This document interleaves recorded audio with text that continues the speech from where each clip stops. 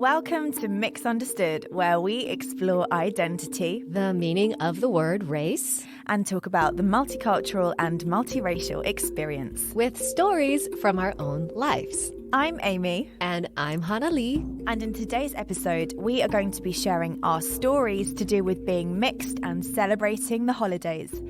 Next week is our season finale. What?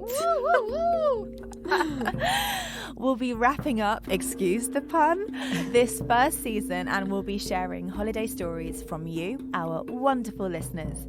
If you haven't already left us a voice memo or sent us an email and you would like to be a part of this, it's not too late. It's not.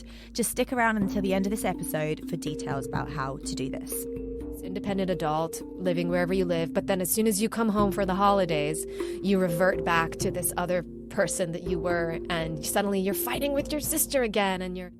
He's been also trying to teach me the prayer that goes with lighting the candle. I learnt some of it yesterday, but all I can remember is the word Adonai. That's God. Good one to know out of all of the prayer.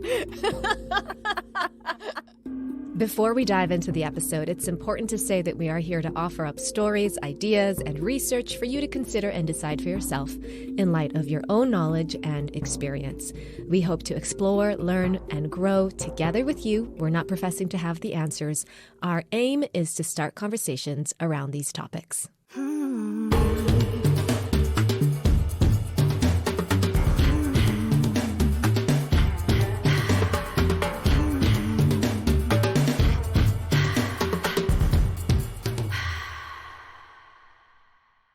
So generally the holidays or festivals, and for me personally Christmas, which we know is coming up round the corner, because I know not everybody celebrates Christmas, these can be stresses, I guess, as much as, you know, they're absolutely wonderful and so fun, and, you know, being mixed or being in a mixed relationship, it can be such a time of rich culture coming together and learning about each other's cultures, and maybe taking bits of each person, you know, to create your own Christmas day, for example. But, you know, as much as it's amazing and it's a time of like joy, it can also be stressful, I think, when you're mixed or if you're in a mixed relationship. And I just want to go through a couple of examples. This is just from talking to people and just doing a little bit of research and, you know, maybe some of my own experiences too. But just briefly, some people that still do have prejudiced attitudes around interfaith relationships or marriages or what have you. And so maybe being with those extended family members during the holidays can be a bit worrisome or a time for just a little bit of stress. Or maybe you're with your partner's family and you don't speak their language, so you're unable to really converse, and you I don't know, you might feel a bit like isolated. Or maybe you're the only person of that race in the room and it's obvious to you. I'm not sure. I'm just trying to throw out a few things that could possibly happen. Anyway, let's dive into our own mixed holiday stories. Hanna-Lee, what is Christmas like for you? That's a big question. Yes. I feel like I could do a dissertation on what Christmas is like for me. But the bottom line is I love Christmas, and Christmas is a really big deal for my family. Over the years, it's gotten a little bit out of hand, and some years it turned into a 3-day festival, and we just would go all out. Not as all out as I see some Christmas decorations here in the States. You know, you see those. Gosh, it's something else. As is Halloween. Yeah, Halloween. But Christmas, sometimes you see, there's this one house in my neighborhood.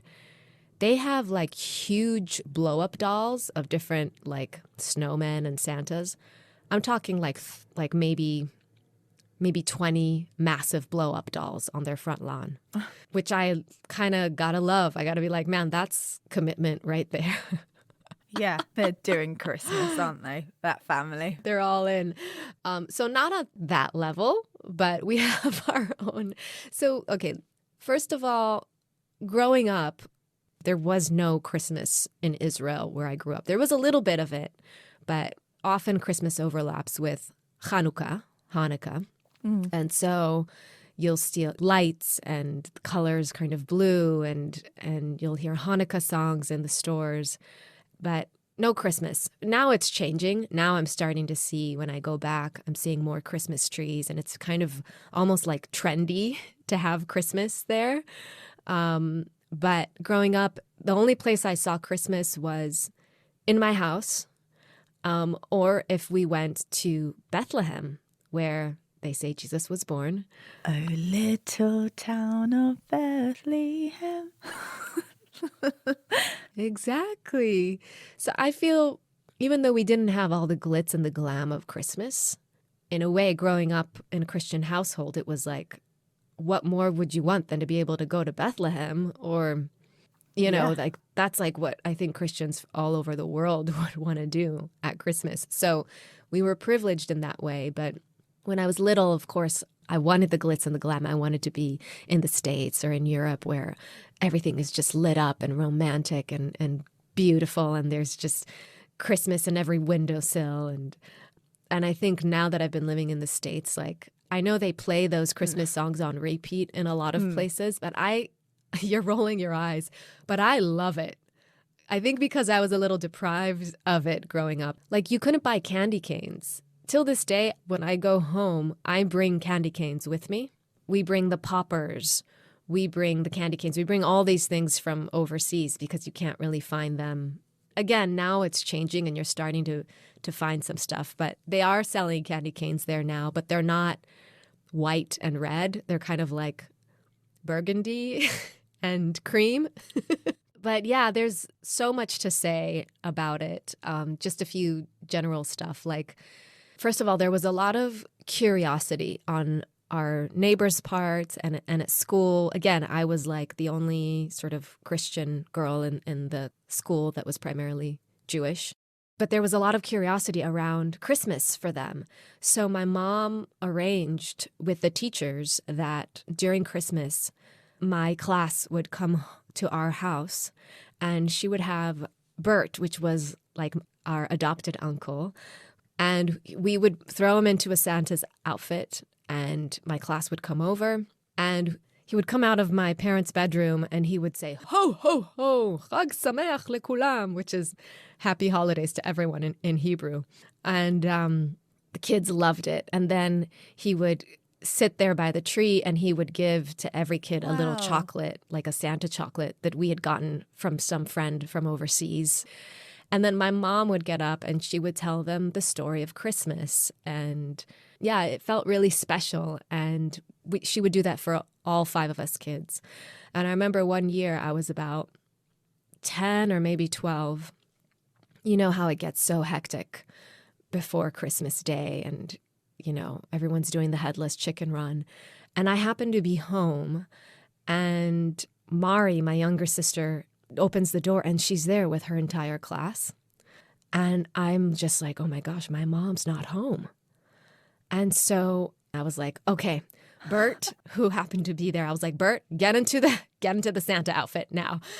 Sent him to the room. And then my mom had this like big red robe that I loved. It was a super cozy robe that actually I have now in LA here. And I got into the robe.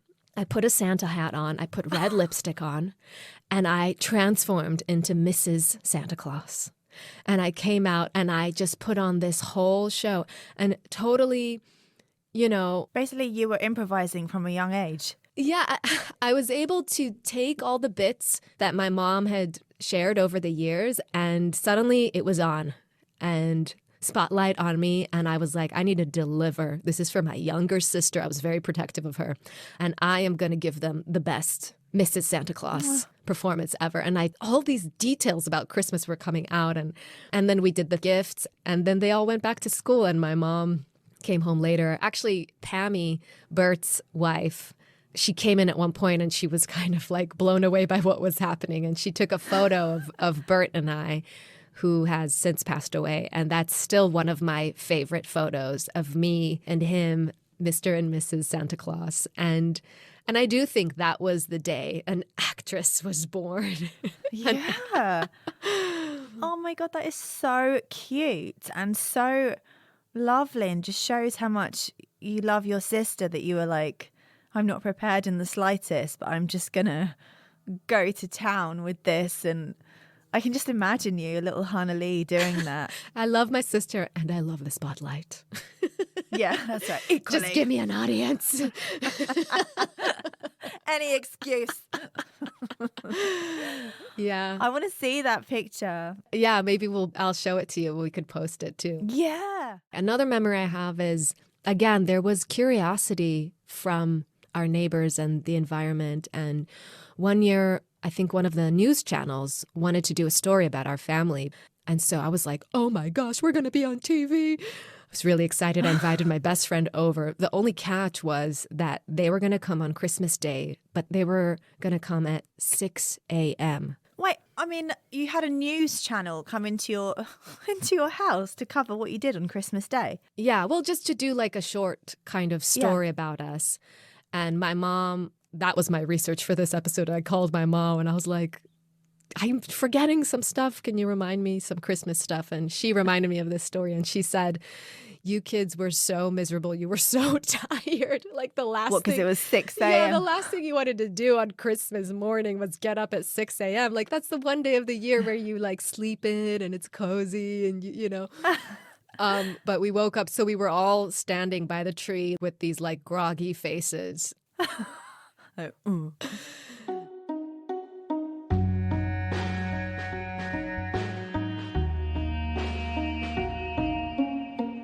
Most of the year I felt like, oh, I don't 100% fit in and I'm not doing what all my friends in school usually do. But then Christmas was kind of like our time to shine. It was a confidence boost for me as a kid to be able to share that holiday. And we used to put a sign up we lived in an 8-story building, but we always put a sign up down in the lobby where we invite everyone in the building if they want to stop by and they want to see the tree, because all of them want to come and bring their grandkids and friends and take a picture by the tree. It was like, it's a really big deal till this day. They just love the tree. And we love the tree too. Wow. We take our tree decorating very seriously. It's a whole ceremony in my family. When I was growing up, it was hard to find Christmas tree decorations in Israel. There would be maybe there was only like one store with Christmas decorations in East Jerusalem, and that was it. And the rest you kind of had to get from friends or, overseas stuff. So over the years, my mom collected all these Christmas decorations from around the world. And all 5 of us kids would be there. First of all, it's not like here in the States or in Europe where you can just go and buy a Christmas tree. You can't. There's no Christmas tree markets, but there happened to be one place where you could get the tree. It was called the Jewish National Fund, and they would allocate maybe 50 trees a year to give to the Christian community, like real trees that they would cut, and you could buy one. And so we would go, first of all, every year to there, and you had to get there early because the trees, they weren't these like perfect Christmas trees that you see here, like perfect shape and really full branches. Sparse. Yeah, they were sparse, or like they were really heavy on one side. And then so every year the joke was like, what kind of a tree are we going to get this year, And they had a lot of character and personality. And so we'd bring it home, and then we would have like the decorating of the tree. We put on Christmas music. We make Milo, which is an Australian kind of a hot chocolate drink. Yeah, we talked about that. I love that. And then we put like Mariah Carey or Celine Dion or like a compilation. And then we all dance and sing, and we put on the decorations, and we're very sentimental about some of these decorations because we've had them since we were babies, essentially. And some years it's like super fun, and other years it feels like a chore. It's like, can we just get it done? Can we just decorate the tree? Like, can just 2 out of the 5 kids do it? Do we all have to be there? Yeah, I think that's been the tricky thing over the years, is to balance the priority of just being together and spending that time together and all these traditions and obligations, and how do you navigate that and keep coming back to like, what is this really about? Is it about us having this time together as a family, or is it about all of the things we need to do to check mark and say like, we fulfilled because it's Christmas or because it's a holiday? And there's a range in my family. We're 5 kids. There's a range of how each of us wants to do Christmas. I haven't missed one Christmas since I left home over 20 years ago. I travel back every year, no matter what's going on in my life. And my siblings have traveled back home from Australia and England. And it's been challenging sometimes as we get older and we become our independent selves to keep coming back home and doing Christmas the same way. So we've had to learn that it needs to evolve, and that maybe this was like one tradition that was really, really fun when we were younger, but like now that we're all adults, do we still all want to do it? Or do some of us only want to do it? Or, the trend lately has been we need to do it smaller because it started getting bigger and bigger and bigger and bigger. And then we were just like utterly exhausted by the time Christmas was over. And we felt like we didn't have time to just have a chill Christmas together. And so lately we've been some of us have been pushing more for like less is more, less is more. What about you? So Christmas for me, I always used to get so excited. When you said that you had to wake up at 6 a.m. for the news people to come over to your house, I would have been up anyway, even if the news people weren't coming over to film in my house. Do you do stockings? We do. So at the end of at the end of your bed, there'll be a stocking in the morning. Yeah.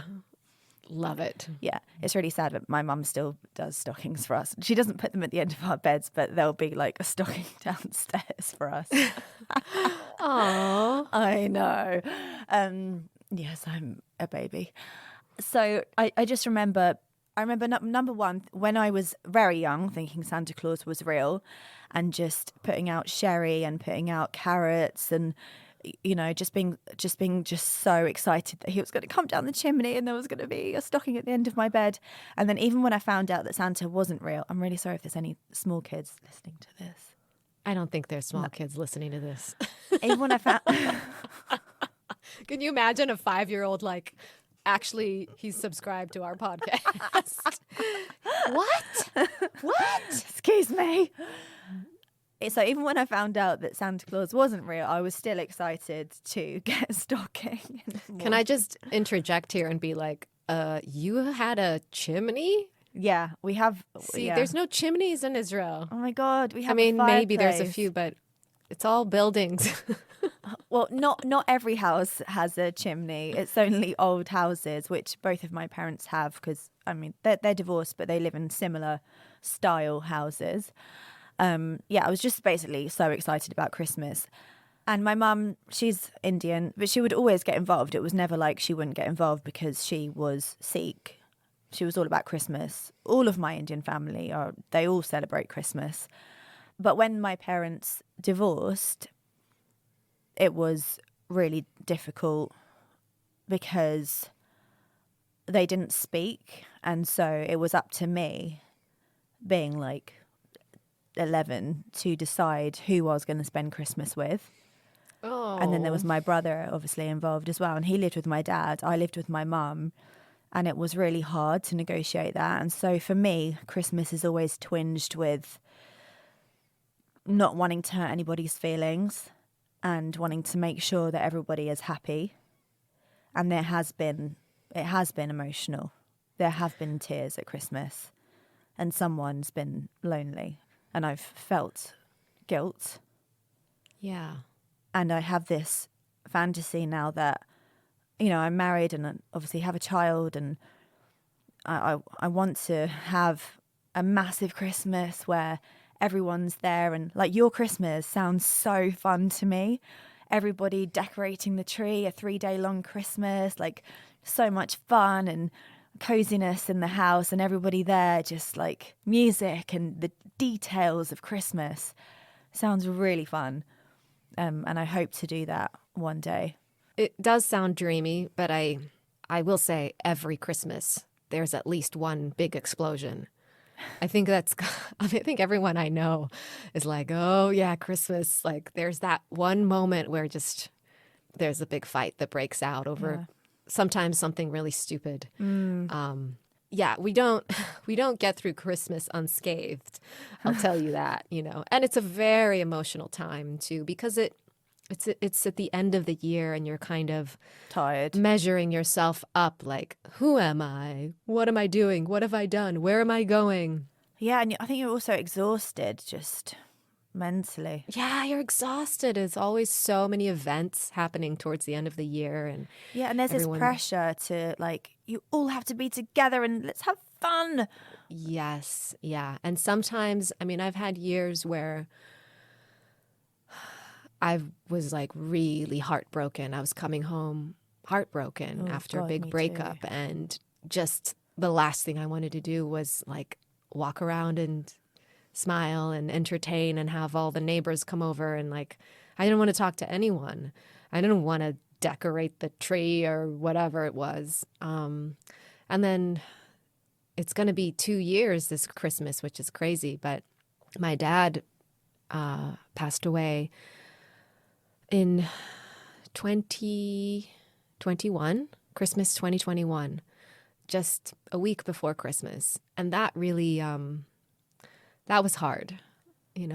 All of our Israeli friends kept saying, but isn't it beautiful that you all happened to be home together when you got the news? My dad was actually in Japan when he died. But the rest of us were together in Israel, and there was something about it that we could all be together and get through it together. But that was a really rough Christmas. And then the year after that, which was last year, we finally were able to have a funeral and bring my dad from Japan to Israel and say goodbye. And we did it again during Christmas. I'm getting emotional now. And that's like an example of how you just have to, you have to let go of what you think Christmas is supposed to be and be present and let it evolve. And that year we had a beautiful time, just us, the family, and we did a beautiful ceremony honoring our dad. And it was a beautiful Christmas. And this year I'm going back to a war zone.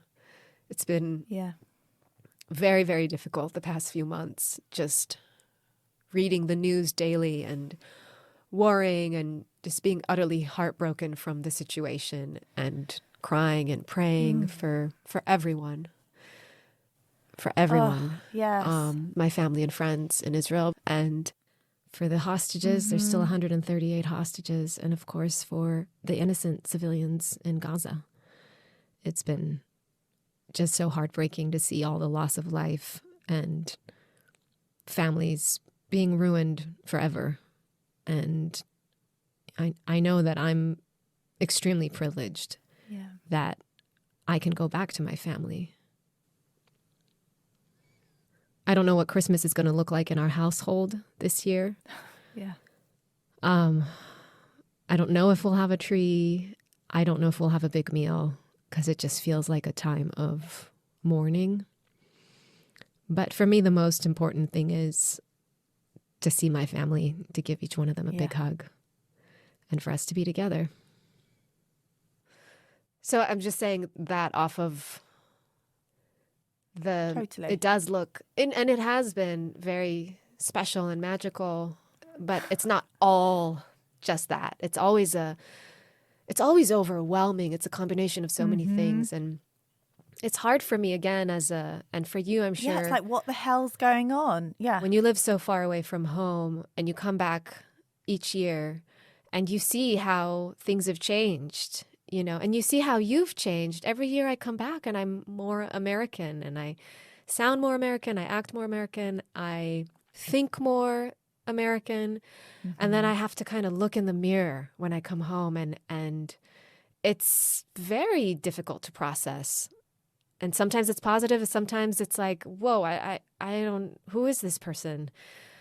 And then I have to navigate also what happens to me when I come home is the first few days I'm like in shock. I'm in culture shock. I don't know who I am or how I relate to my childhood home and the country that I grew up in.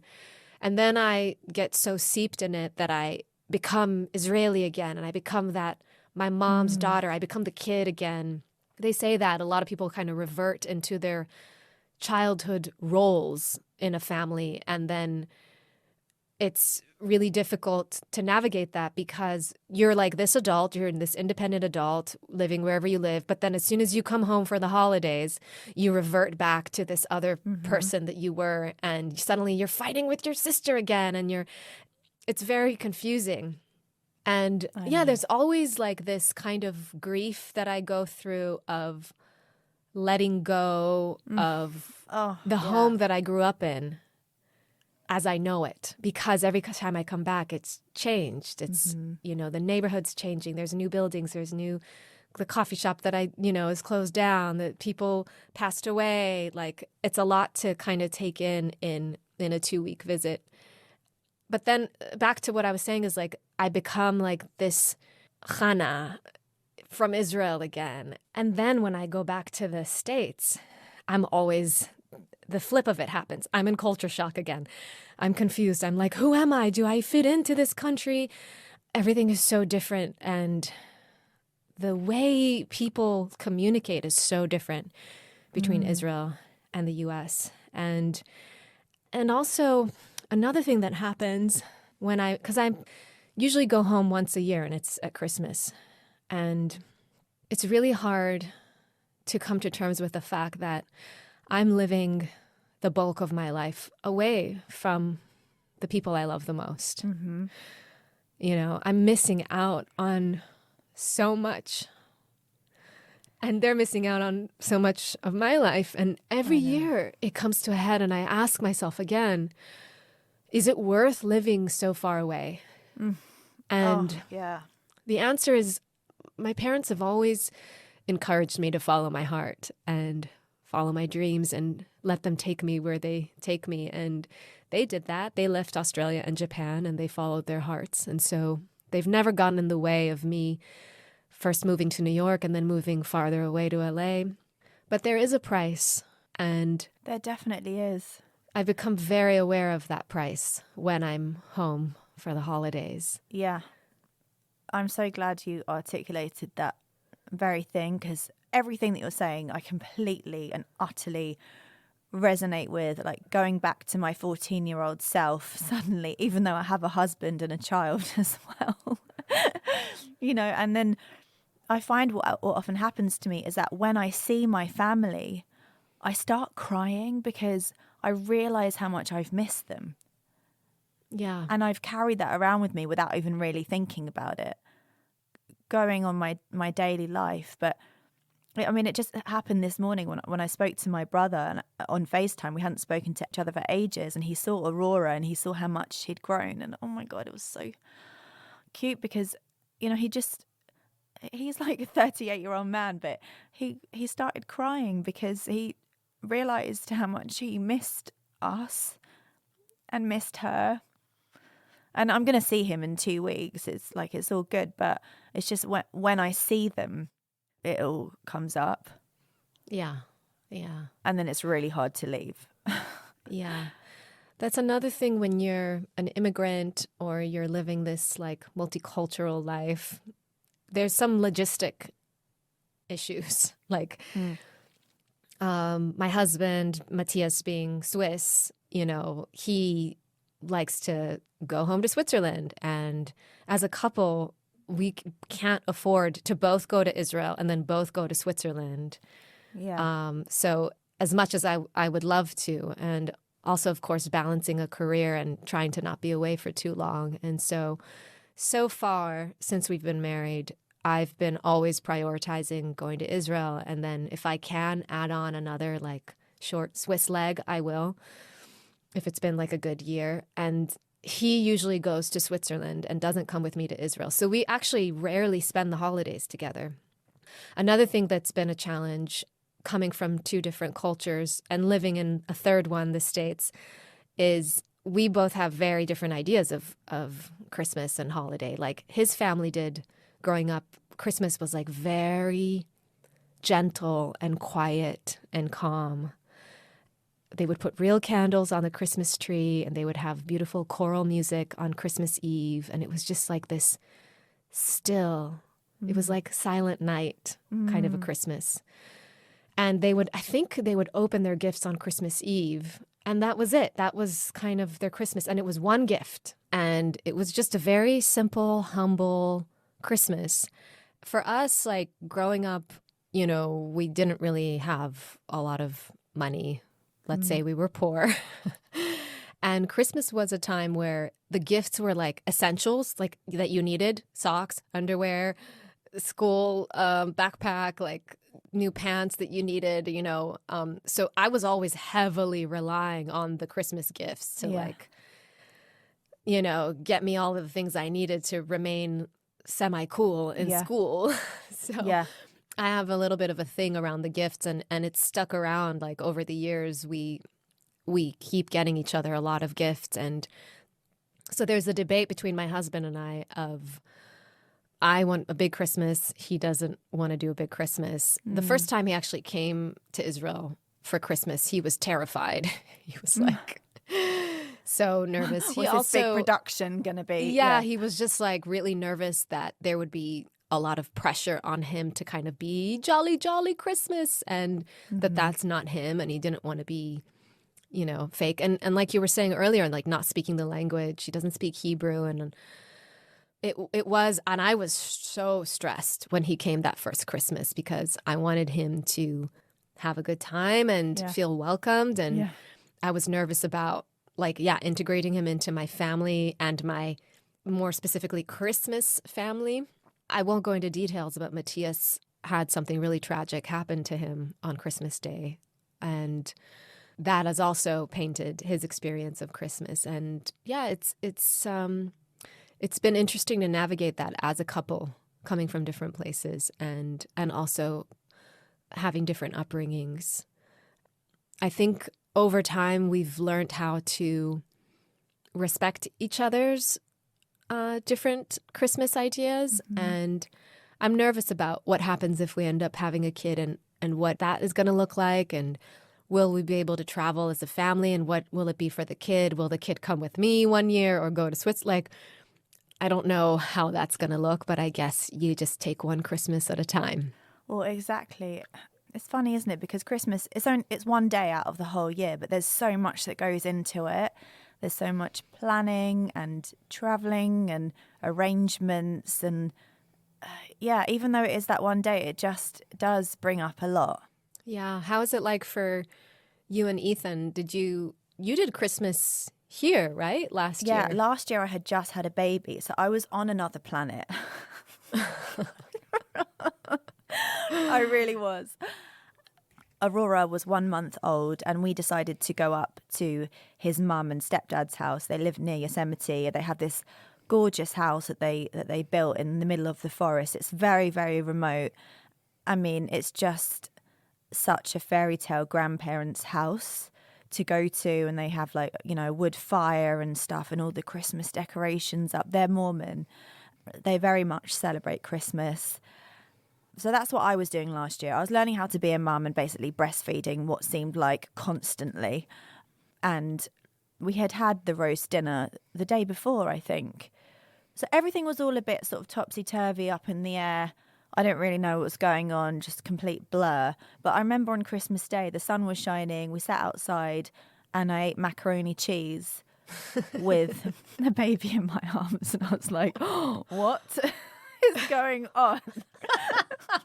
You know, I'm used to being in England where it's bitterly cold, it's dark outside. There's no way you'd sit outside with this big fat dinner without a baby. So yeah, it was very strange, but also so amazing. Different. Yeah, it's just so different. This year we're actually going back to the UK, and I'm really excited to show Ethan everything lit up and like you were saying, all the stuff in the Christmas stores and the carols playing. But I know that once January hits, I'm like, oh God, don't play another carol. So annoying. Like, let's just let's just all move on from Christmas. But right now, yeah, I'm really excited.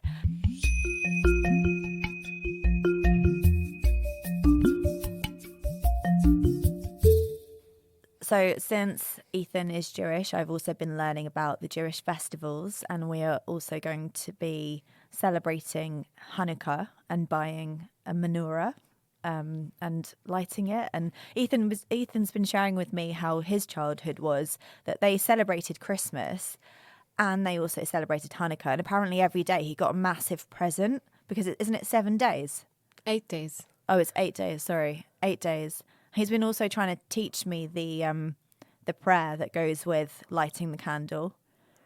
I learned some of it yesterday, but all I can remember is the word Adonai. That's God. God. Good one to know out of all of the prayer. But I know this one. Yep, Adonai. We always have a Chanukiah, you call it, during Chanukah. What's that? A small Hanukkah? That's the menorah in the window. Mm-hmm. It's off the word Chanukah, so Hanukkah, but so they call it a Chanukiah. It's different than a menorah.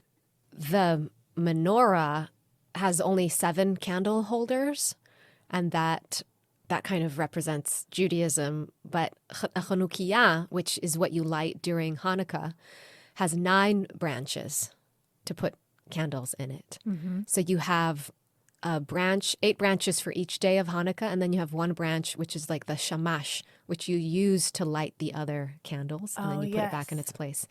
So I'm sure you'll learn more about that. Oh, yeah. So we also we light a Chanukiah during Christmas, even though we're not Jewish. But again, because I've said before, culturally, we kind of are.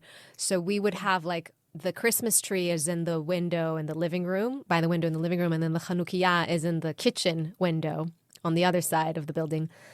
And so, people from the north side of the neighborhood see our Chanukiah, people from the south side of the neighborhood see our Christmas tree. And we light it and we sing the songs as well. And we eat sufganiyot, which are like the donuts, round donuts, deep fried donuts. Ooh. I remember, again, growing up, like we were the only people that would have a Christmas tree, and we would put it in the window, and neighboring buildings would like wait for us to kind of turn the lights on each day. And we had a neighbor that lived like across the street in another building, and sometimes she would call us and she would be like, turn on the lights. Why didn't you turn on the Christmas lights yet today? And we'd be like, oh, yeah. And also, I don't know how we got this information, but the bus driver, like the local bus, the route comes around our building, and he would always like slow down so people could see the Christmas tree, because it was like an attraction. Yeah. Growing up. Yeah. That's amazing. Yeah, I mean, my parents go into their town because they do the big switch on of all the lights and all the street gets lit up. So it's like they were doing that, but with your house. That was the big switch on. That was the Christmas lighting of our neighborhood. Yeah, totally. Yeah, I would want to see that too, though. If I was Jewish and we didn't celebrate Christmas, just the lighting up of the tree. Just imagine an 8-story building that's made of stone, white stone, and standing at a distance and seeing the 3rd floor apartment, like a small window with a Christmas tree behind it, light up. I'm going to the big switch on. Yeah. Yeah. The other cross-cultural thing was, because I mentioned earlier, it was hard to get your hands on Christmas decorations. So actually Sukkot is another Jewish holiday where they have like a sukkah, a room that they build, and they decorate it with kind of all kinds of stuff. And so that's what was available at the stores throughout the year. So my mom would buy sukkah decorations.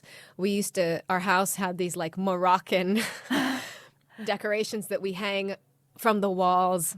And so our living room looks like Christmas / sukkah decorations. Yeah. And I love that. Yeah. You bring it all together. Yeah. Anything goes.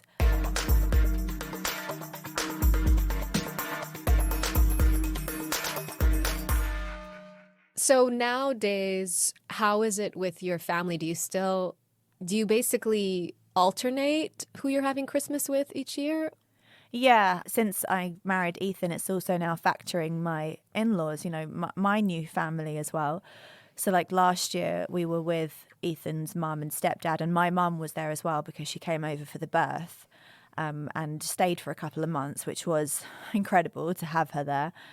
And then this year we're going to be going back and spending Christmas Day with my mum, and then we're going to be going to my dad's on another day, the next day or the day after. But then there's also my big extended Indian family as well. There's just a lot of people to see. And even though I said earlier that I have felt guilt and worried about hurting people's feelings and not wanting either of my parents to feel lonely. They're both happily married now, which is, I'm so happy to say. And even though we've all moved on, but it's still, I guess it still is ingrained in me because I did feel that for so many years as a child that I think, it still is just that I can't describe it in any other way apart from it's just twinged with a bit of pain and a bit of like just not wanting to make any decisions. Yeah. If that makes sense. Yeah, I feel like that makes sense because, again, it's just for some reason everything comes to the surface during these holidays. Everything, all of your childhood memories and traumas and anxieties and again, just that societal pressure, like it's Christmas, everybody should be joyful and having fun. Yeah, it's like a schizophrenic time where like 1 minute you're like you're having a blast and you really are like living up maybe to next minute someone's in tears. Yeah, yes, exactly. The next minute like there's one too many cooks in the kitchen and the turkey's burned and then someone's having a meltdown. Yeah, that's right. Yeah, but I'm glad we can laugh about it and acknowledge that. Every year on the plane to Israel, I say a prayer. I take a vow. And I go, I am not going to fight with anyone in my family. And every year I break that vow. Not only do I fight with different family members, but I fight with like different locals. Oh, yeah. Yeah. It's just a time of high emotion. Yeah. How else was it for you, like growing up with Indian mom, Scottish dad? Like, were there any other quirks in there? Yeah, there's one thing that I remember. So I went to a school that my mum taught at. I think I may have mentioned this before. And in lower school, we would sing hymns at Christmas. Or we would sing, I was going to sing an example. I will not. Why not? I know. But so we would be in assembly. Do you have assembly here in this country? No. Okay, so like where you say this country, say the U.S.? Yeah, the U.S. I don't know, but definitely did not have it in Israel. Every Monday morning, the whole of the lower school would be in this big hall together, and we would have.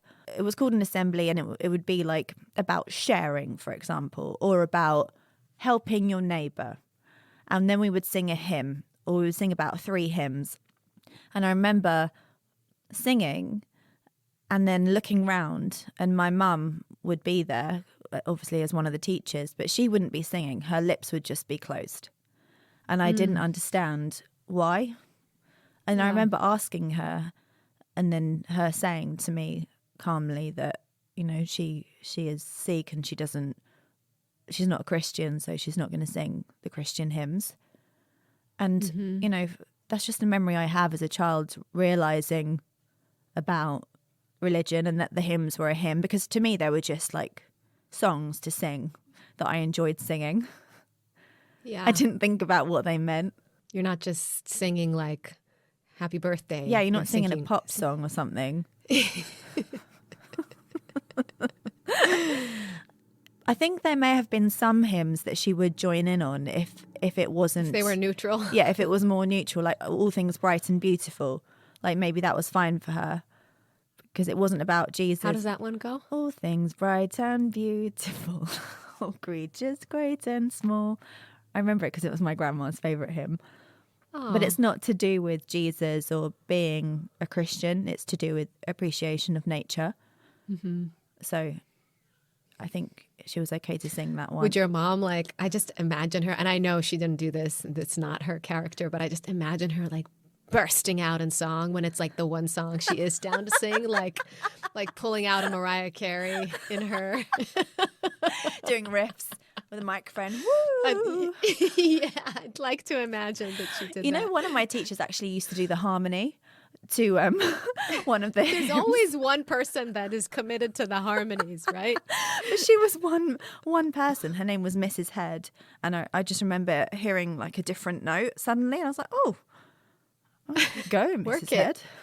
It's an interesting name.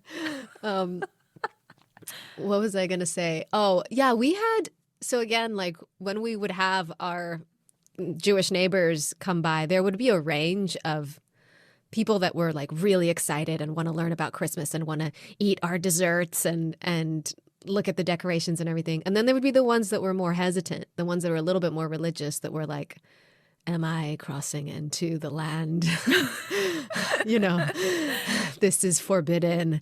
And they would kind of sit and like not want to participate in any of our Christmas carols or not touch the food and we respect that. We're like, it's been interesting to watch over the years. Some people soften a little bit or some people become more open to it, or neighbors that wouldn't come over, suddenly they're coming over, and there's an ebb and flow there.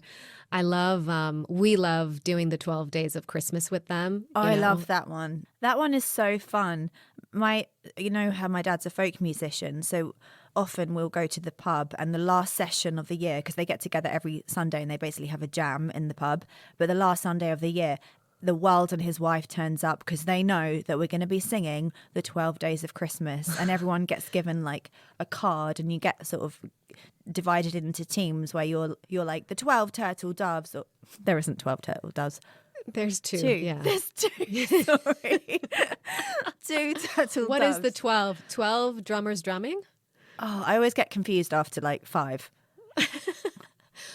Okay, we'll make sure that you get the 3 French hens. But everyone joins in and they're all there with their instruments and stuff, and it's just really fun.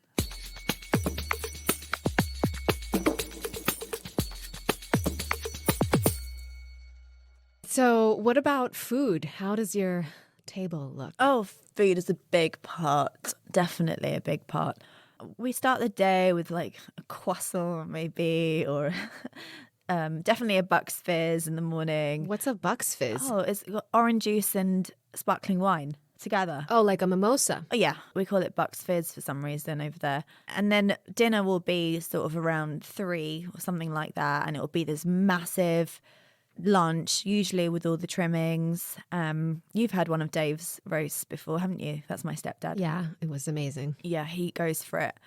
And then the next day, I mean, depending on whose house we're at, but let's say we go to my extended Indian family, the turkey will be made into a curry. So it will be turkey curry or a pie. And there will usually be vegetables, so like the Brussels sprouts made into what we call a sabji, which is like curried vegetables. And I really look forward to, after Christmas Day, having some Indian flavours. Do you know what I mean? Just change things up a bit. Yeah. I really appreciate it. Oh, that sounds delicious. Yeah, and it's always really noisy as well, because sometimes we'll get like the party Pictionary out and we'll get into teams and everyone will be shouting and getting really competitive in a fun way. Yeah, I think that's one of the highlights of Christmas is if we manage to find the time to play some sort of a board game. I love games, so do I. Oh my gosh, it's just so fun, and it just makes everyone present. Yeah.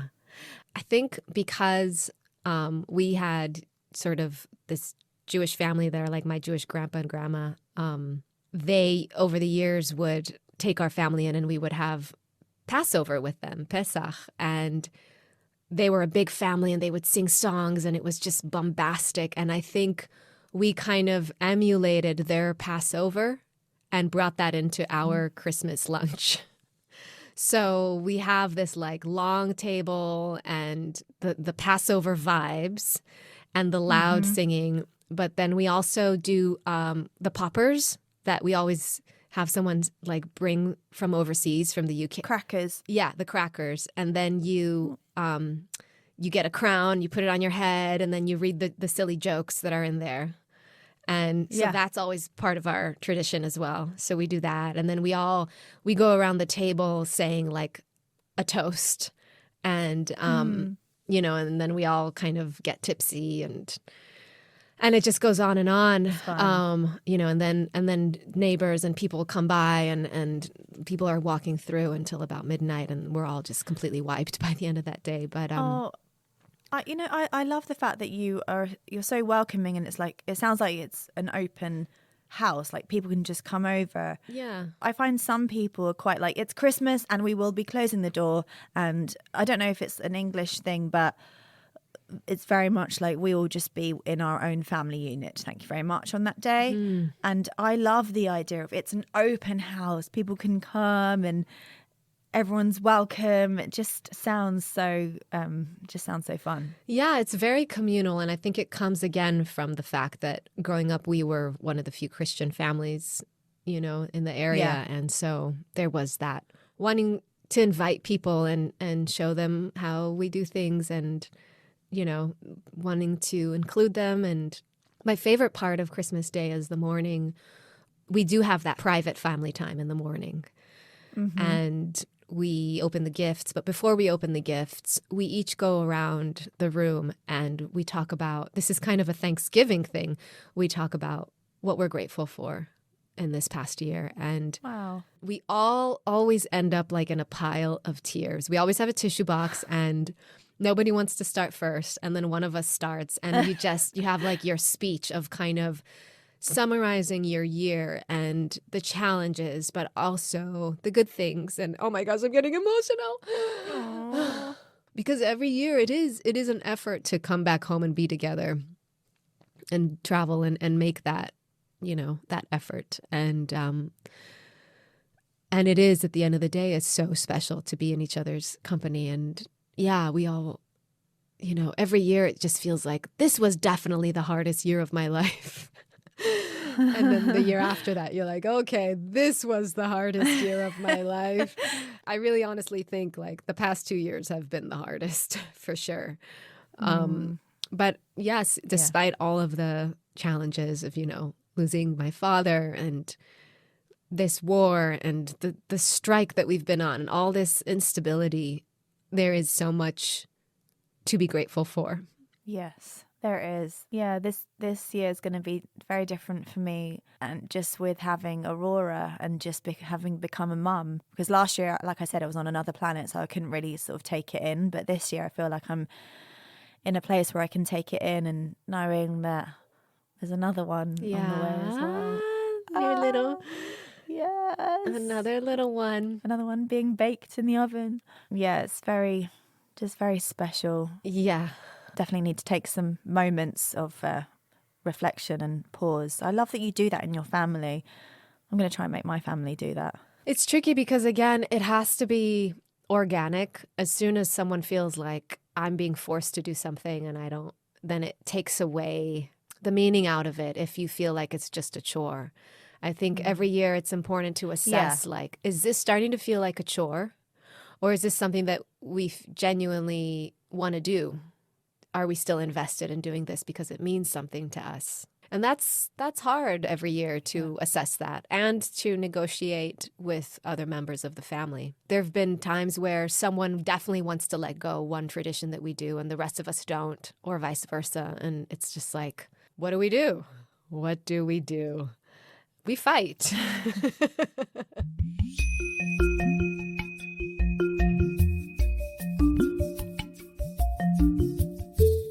I have another Christmas memory that my mom had to help me remember parts of it, and I'm so glad she did. But when we were younger, my parents used to take us during Christmas to these two nuns. They were called the Sisters of Mary. They were German evangelical Protestant nuns that lived on the Mount of Olives. Do you know about the Mount of Olives? No. They say Jesus prayed on the Mount of Olives the day before the crucifixion. Anyway, so we would go there every year, and that was kind of this interesting Christmas experience. We would first light real candles and put them on the tree, like Matthias, my husband, would do, but for us it was like a really big deal. Yeah. And edgy and dangerous. And then they would take us into a room and sit us in front of like those small television units from the 90s or 80s, tiny little box of a TV, and they would show us a video of nuns dancing to praise music, like just nuns frolicking around on the hills. And then we would just sit and watch that. And then they had this large porcelain baby Jesus that was in a basket under their Christmas tree. And then they large? Like, what do you mean large? Like baby size, real baby size. Yeah, okay. And then they would pass the baby Jesus between us, and we would say thank you to baby Jesus and then put it back in the basket. And then they would give each one of us kids an instrument like bells or a tambourine or a little drum, and we would sing Christmas carols and hymns together with the dancing nuns video in the background. So it was very... Oh my God. This sounds bizarre. It's so bizarre. Yeah, and I forgot parts of it. My mom reminded me of the Dancing Nuns video, and I was cracking up because I have a vivid memory of being so bored and confused about why we were watching that. And it was like that was the tradition in these nuns' home. Apparently, my mom told me, I didn't know this is new information. When my parents met, the first date that they had, my dad took them to these nuns.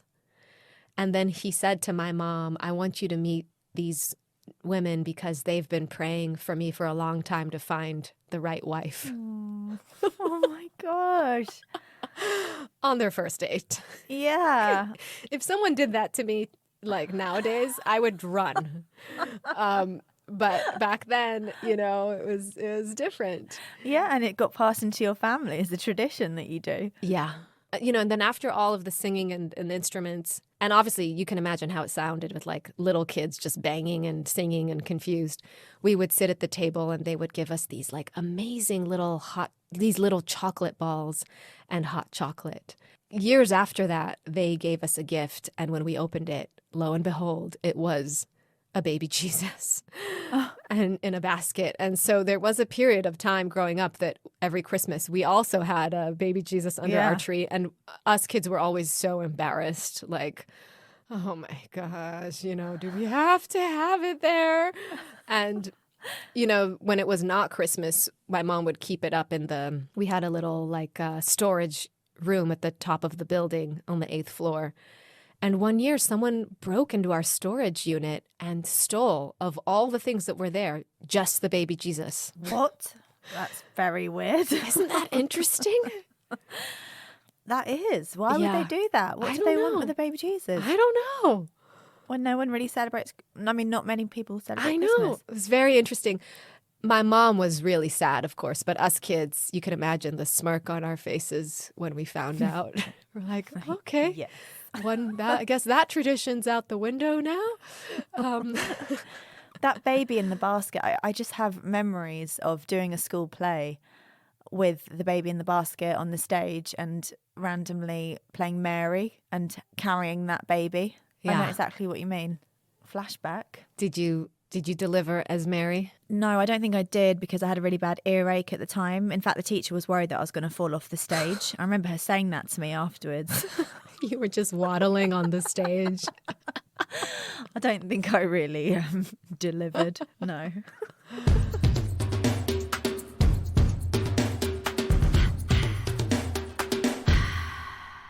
Anyway, we focused a lot on Christmas because that's the one that's coming up. There's so much more to say about holidays and all the festivals. Yeah, all the festivals. But this felt really nice to do, and I wonder if it'll help us before we get ready to go home to go into it with a little bit more awareness and groundedness. And understanding and knowing that Christmas doesn't have to be this time where everyone is like, beaming with joy and Mr. and Mrs. Jolly the whole time. Yeah. That it's perfectly normal and natural to be feeling so many things. Yeah, yeah. And that it ebbs and flows, it shape shifts. I'm really curious to hear some of our listeners' experiences from the holidays and what it looks like for them. Yeah. If you want to be a part of next episode, please write to us. You can be anonymous. Or you can also mention who you are and we'll shout out to you if that's what you want as well. Exactly. Yeah. Tell us your background, where you're from, and how you guys do it. And it doesn't have to be, like we said, jolly, jolly. It could be like a weird or challenging thing that you face during the holidays. Or a sad story. I've actually just thought of one of the saddest memories I have. Do you want to share it? Should I quickly share it? Yeah. One of the saddest memories that I have is... So music always does something to me, especially when my dad plays the guitar and we all sing as a family. Like, I try and fight tears quite regularly. But my grandma, I remember her having cancer, and it was during her last days, and I knew that was the last time I was going to see her. And she was in the hospice, and I remember it was me, my dad, my stepmom, Aaron, who's my brother, my grandma was in the bed, and I think my Uncle Alan was there as well, who also plays the guitar. And we were all a bit like, what do we do? It was just one of those moments of like grief, but also we wanted to keep having a laugh and a joke, and we didn't know what to do. But music, it always comes back to music somehow. My dad was, when he doesn't know what to do, he'll sing. Like at my wedding, he sang a song because he didn't do a speech. He felt more comfortable singing a song. And so he started playing Away in a Manger. And I just remember my grandma joining in, and like I just couldn't sing because I just felt so like choked. Like, and that's one of my saddest memories, is around Christmas and around, her and us singing as a family. Yeah. It's so beautiful. Oh, thank you. It's a really lovely memory, as well as sad. So yeah, if you have any memories that are sad as well, feel free to share. Yeah. Okay. Well, if you enjoyed this episode, please share it. Please follow us for more. Leave us a review if you feel inclined.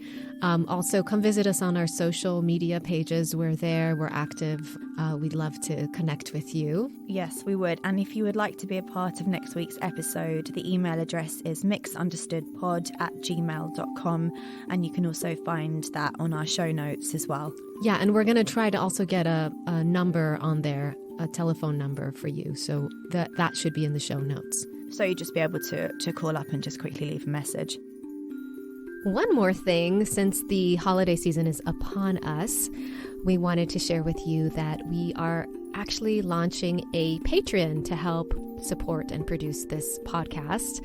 As you know, podcasting involves a lot of work and energy and time, and we've been so passionately pouring everything we've got into this podcast, but it is quite laborious and time-consuming. It takes us over 30 hours to produce one episode, which we've been producing every week for the past few months, and we have so many plans for season 2 already, and it would be incredible help if you would consider joining our Patreon and supporting us and helping this ship keep moving. So all of the details will be in the show notes of this episode. And thank you so much in advance for your support. Yeah, thank you so much. And excited for next week too. All right. Bye. Bye. This episode was produced by us. Music by Matthias Kunzli.